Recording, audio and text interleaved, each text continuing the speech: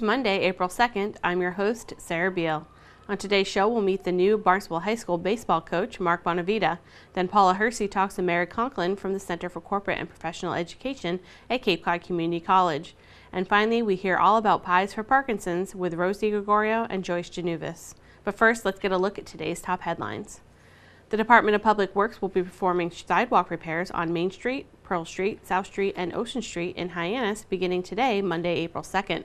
The work includes repair of failed curb and sidewalk sections, correction of tripping hazards in existing sidewalk areas, complying with the Americans with Disability Act standards, and improving aesthetics.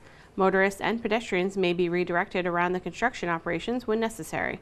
Both motorists and pedestrians are advised to seek alternate routes to avoid the construction work. Construction operations will start promptly at 7 a.m. and run until 5 p.m.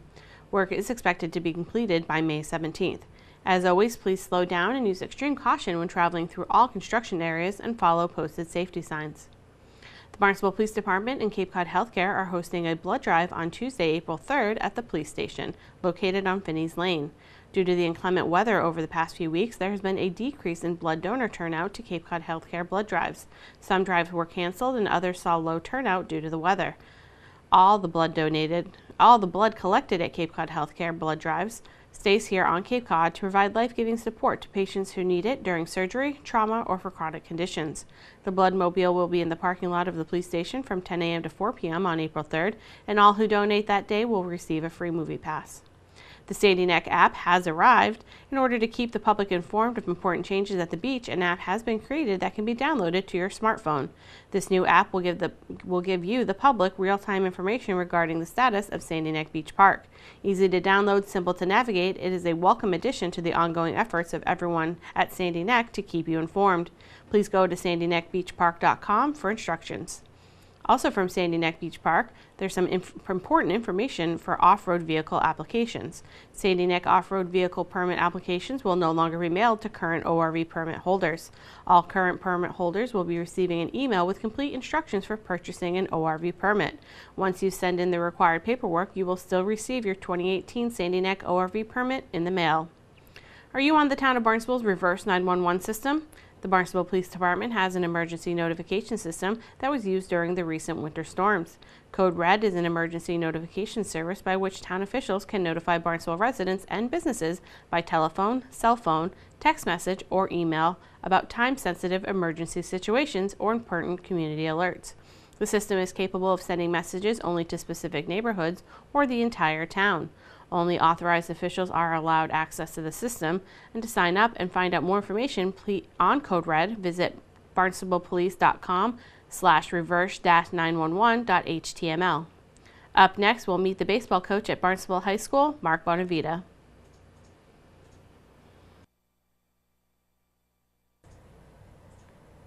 Mark, thank you so much for joining us today. Nice to introduce you to all of our viewers on Barnstable Today.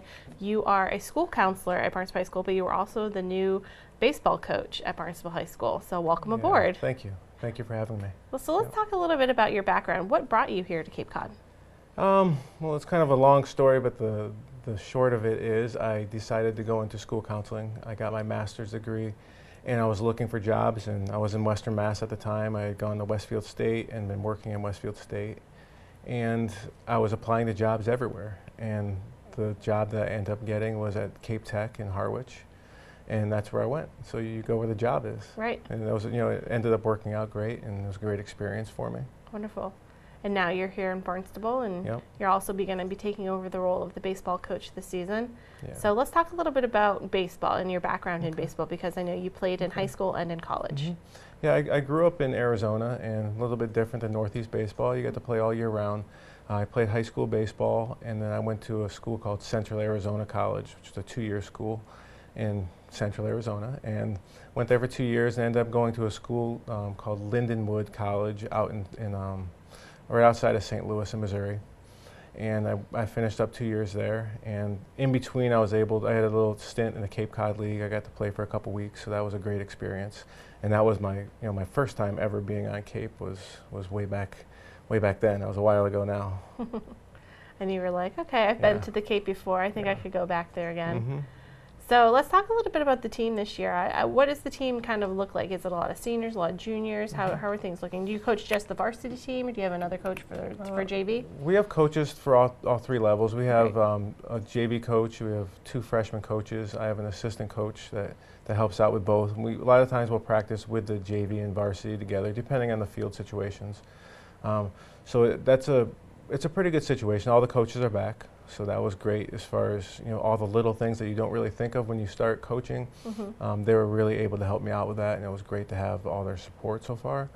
As far as the team goes, we do have a fair amount of players back from last year, but they did lose most of their main contributors from last year, primarily in the pitching department. So we're really working hard. We've identified some players that we think are going to help us out, and we have some scrimmage games this weekend, and we're excited to see what we have as far as pitching. We also have some good position players back. We have Ryan Proto, who's a junior, who's one of the best catchers in Massachusetts. And we're excited to have him be the field general there as a catcher. And we have a lot of young athletic type players, and we have some good senior leadership that we hope to mix and find that right lineup and score some runs and win some games, hopefully. That's wonderful. Let's talk a little bit about your background as a baseball coach. Is this something you've done consistently for a few years, or is it kind of like an off and on kind of thing? Well, it's been consistently lately, but when I graduated from college, I ended up going, I worked at the Sporting News magazine in St. Louis, and I was an editor and a writer there, and it really wasn't conducive to be a coach. Right. So, I did that for about 8 years. I decided that the journalism industry wasn't going where I wanted, especially for the Sporting News, and I decided I was going to move back to Western Mass and work for my uncle at his restaurant, and I ran the kitchen at his restaurant for about 8 or 9 years, 10 years, and at that time I decided to go back. I went back into school because I wanted to start coaching again, and I wanted to change my career path again. So I was able to get back into coaching at that time, and I helped coach at Westfield High School. I coached the freshmen, and then I went to Westfield State, and I was there for about 4.5 years, 4+ years, because we were going into the 5th year, and I had to leave because I got the job at Cape Tech. So that's, I've had a lot of experience in the past 7 or 8 years. I haven't been able to coach too much recently, but I did help out with the Harwich Mariners in the Cape League a couple years ago, and I'm going to help out again this summer. Wonderful. I was going to ask you about that. Helping out with the Harwich team. Is that that's the team that you played on for a couple weeks? I actually played with Hyannis back when they were called the Mets. Okay, yeah. But the team that I was fortunate enough to get an opportunity with was the Harwich Mariners, and that at the time it was right down the street for me from Cape Tech. So, but it's a great experience. It's a great atmosphere. The coaches are incredible. Especially the guys that I'm able to work with, and it's a fun experience to work with the talented players and the coaches, and it's just overall really fun. Yeah. That's great. Well, good luck this season. I hope that the team does well and that you have fun during your first year, and hopefully we'll talk to you next year and we'll see how the season went, and we'll check in with you. All right, thank you. Thank you so much for joining us today. My guest today is Mark Bonavita. He is a school counselor and the baseball coach at Barnstable High School. Now let's get our BHS update with our intern, Mackenzie Connor. Hello, I'm Mackenzie Connor, intern for Channel 18. There's a lot going on at Barnstable High School this week. The annual BHS Promposal Contest is now open. To enter, send in videos or pictures from how you were asked to prom to insightbhs@gmail.com. The top 3 candidates will be put into a poll on the website, and the winners will have their tickets covered by Insight. For seniors, Scholarship Bulletin number 14 is now available in school counseling and house offices. The John F. Kennedy Hyannis Museum Scholarship deadline has now been extended to April 16th. And the BHS Fashion Show will be on April 12th at 6 p.m. in the Performing Arts Center. Tickets are $5 for students and children and $10 for adults. These tickets can be purchased in advance or at the door. This event showcases original handmade designs from our fashion design students. That's all for today. Thanks for watching. I'm Mackenzie Connor. Coming up, we'll learn all about Pies for Parkinson's and Parkinson's Awareness Month. But first, Paula Hersey recently spoke with Mary Conklin of Cape Cod Community College's Center for Corporate and Professional Education. Now that spring has sprung, it is time to get back to school. With me today is Mary Conklin for the Center of Corporate and Professional Development at 4Cs. Welcome to the show. Thank you, Paula. So there's a whole lot going on there this spring. Some rescheduled events that obviously the snow and storms have gotten us kind of crazy and getting all those new things scheduled. But you also have some sessions coming up in the management series, as well as it's not too early to think about summer either, right? That's right. We do have some programs coming up for the summer. Great. So tell us a little bit about the first one here. Is the Workforce Training Fund is a initiative out there that helps companies train their employees. Tell us a little bit about that event and when is it? Sure. So this is an information session coming up in Orleans on April 11th, and it's an opportunity for local businesses and organizations to come in and learn about the different workforce training funds that are available. They'll learn about the application process and maybe determine which of the funds might be best for their particular use. What kind of companies is this good for? Any companies. We take companies with fewer than 20 employees into the program. You can have more than 100 into the program. Works best for businesses as opposed to municipalities and nonprofits who typically don't qualify for this. Right. Who should attend these information sessions? Everyone. Everyone. Yeah, anyone who has any questions about what kinds of grant funding might be out there for them, anyone looking to have their employees trained, whether it's a customized training program through that we can offer through the company, we can go straight to you and customize it, or we can have you come and join us for our direct access program. Okay, and how is that funded? Through grants through the state, Commonwealth Corporation. Okay, excellent. And then you had a rescheduled, or actually you have the management series coming up even before the rescheduled Google. This is a really great program. I actually went through the leadership management a couple of years ago. Yeah. So tell us about that. So this was originally a 5-part series. We have 2 sections left to go. Coming up on April 27th is retaining engaged employees. It's a 6-hour incentive. And this program will help understand what drives employee turnover and what companies can do to improve the culture where employees will want to stay but also be engaged in what they do. The following and the last program will be leadership communication, also a 6-hour intensive. That will be on Friday, May 18th. And this program consists of leadership communication and conflict negotiation for leaders. And who would be kind of a good candidate for these 2 sessions? Good candidates would be supervisors and managers at all levels would be good candidates for the program. Great. And how about Google? You've done this in the past. It's been really well attended. It got obviously sidetracked with the storm. Tell us a little bit about the Google program. It did. So originally scheduled and was blown away by one of our nor'easters.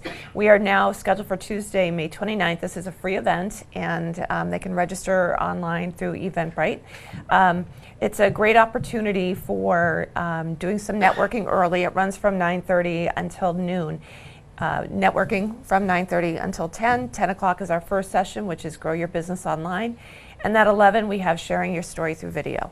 So it's free. It's a great opportunity for people to come out, learn a little bit more about how they can get their own businesses noticed online.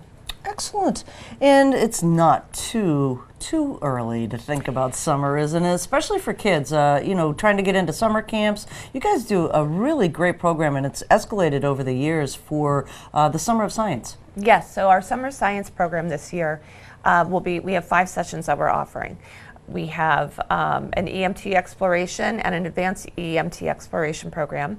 There's our maker movement, which we do. It's a favorite, so we bring that one back. We have an advanced EMT exploration, and advanced design program. So 5 programs. It's the EMT program. The advanced EMT would be for 8th and 9th graders, or for those who've already participated in the EMT exploration. And one of the nice things about our construction exploration program is that we do have a limited number of scholarships available for students. So anyone who wants to jump into that program who needs help with the funding can certainly apply for the scholarships online. That's fantastic. So how do people find out more and get some things registered? Is there a website that they can go and find out about all these programs? Absolutely. So they can go to our website, which is www.capecod.edu/ CCAPE. So that's capecod.edu/ccape. And there they can jump onto the courses and they can find all of the programs we've talked about. And they can call you and drop in down in Main Questions Street? anytime, 508-375-5013. Well, that's fantastic, Mary. Thanks so you. much for joining us It was today. a pleasure. Thank you.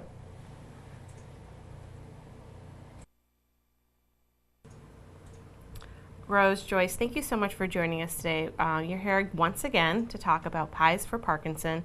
April is Parkinson Awareness Month, so we want to make sure that everyone is aware of the outreach that you're doing for the Parkinson Support Network of Cape Cod. So let's start with Pies for Parkinson. What was the impetus behind starting this? Well, first I have to give credit to Rose for the moniker because it's very catchy. Yes. We wanted to do something to make people aware of Parkinson's disease and the large community of Parkinson patients on Cape Cod. And so Rose came up with this idea, and thanks to Table Talk Pies, we were able to put this program together, and it's an awareness campaign. It's really aimed at getting Cape Cod people to understand that we're here for the Parkinson community. Wonderful. So it's been a wonderful, last year we did over 1,000 pies that we distributed, and this year we're hoping to do that plus. Wonderful.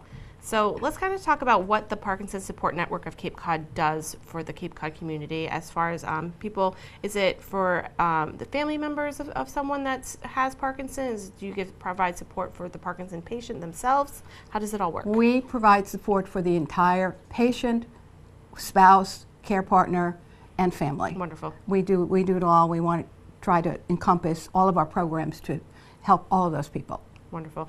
Rose, let's talk a little bit about the Pies for Parkinson's program. So you have these wonderful little packages that you Yes. give out. Where will people be able to find these, and what's included in the package? Yes, well, we're hoping that we can distribute all over the community, literally we're trying to do Born to P-Town. And we have a great support network that's helping us, obviously, the board of directors, so they're either attending Rotaries, civic organizations, town halls, bank, the Cape Cod 5 Bank, man on the street, literally, because it is a community awareness campaign. So your neighbor needs to know about this. Your friend needs to know about this. A professional colleague needs to know about this. So all of these materials are included in the package, and Joyce really is lead in that piece of it in terms of the important information that's in the package. A program calendar of events that really has fabulous programs for Parkinson's patients and their caregivers to stay healthy and manage their disease. Wonderful. A huge undertaking for families Right. and the patients, obviously, and the folks who have Parkinson's. And Joyce addresses that also in a letter that I think really speaks to it, and Joyce can speak to that a little bit more. And then again, as part of the package, we have some business cards for whether you're someone who likes to tuck that in your wallet, or you're professional, you want to keep it in your Rolodex at your office, so you can refer anyone you come in contact with to the Parkinson Support Network of Cape Cod, the website. We have a lot of support from the national level as well, the American Parkinson's Disease Association. So it's really, again, a community awareness and outreach campaign to let folks who need assistance and support, we're here for you. We're not going to be able to do everything that we would love to do, but at least we know we're working on it as much as we can. Right. And then I really want to address, obviously, Table Talk Pies, because without them saying yes to the project, it would not have moved forward. And it's just a nice way to kind of bring it all together in Right. just a friendly way, and, I guess user-friendly if you want to call it.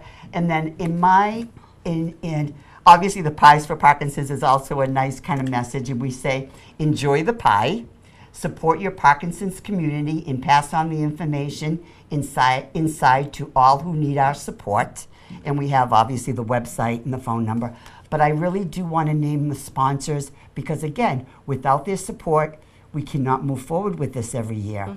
And we have, again, Table Talk Pies, Cape Cod 5, Home Instead Senior Care, Harbor Point at Centerville, Decatur House Assisted Living, Home Health Pharmacy, Westgate Home Medical Equipment, Common Health CPR classes, Cape Cod Paper Company Incorporated, Case Estate and Elder Law PC, in the Elder Law Office of Laura McDowell May, PC. So we're very thankful to their generosity. Wonderful.